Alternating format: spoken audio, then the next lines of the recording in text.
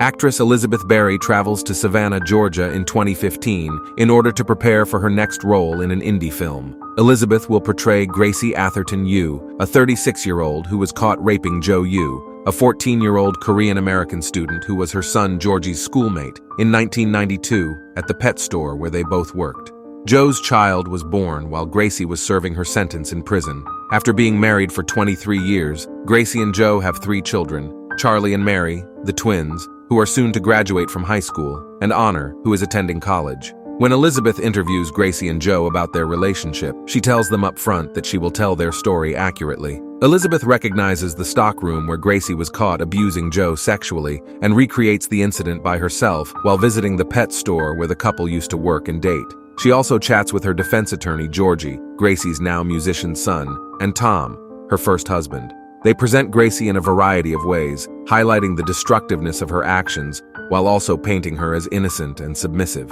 Elizabeth goes to more family get-togethers before the twins graduate from high school. Joe texts a friend who wants to be anonymous and who also enjoys raising monarch butterflies in private. Joe once suggested that they go on a vacation together, but she rejects him by pointing out that he is already married.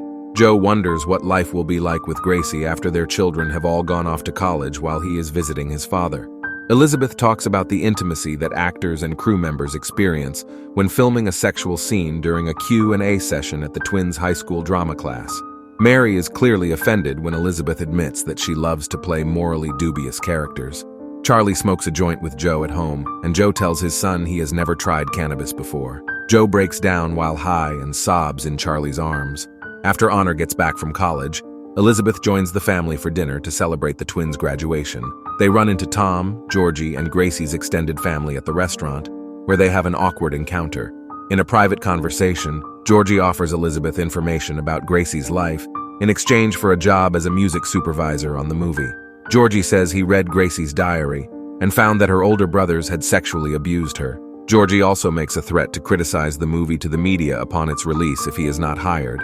After giving an unconvincing, look into it statement, Elizabeth accepts Joe's ride home. Joe accepts Elizabeth's invitation to stay at her place and gives her a letter that Gracie wrote him when they first started dating. Elizabeth tells Joe he still has time to start over after they have sex.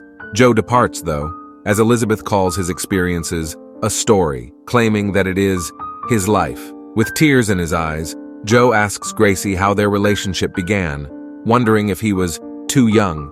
Gracie keeps asking who was in charge and insists he seduced her. Elizabeth uses the letter Joe gave her as a monologue to rehearse her role as Gracie while she is by herself at her housing.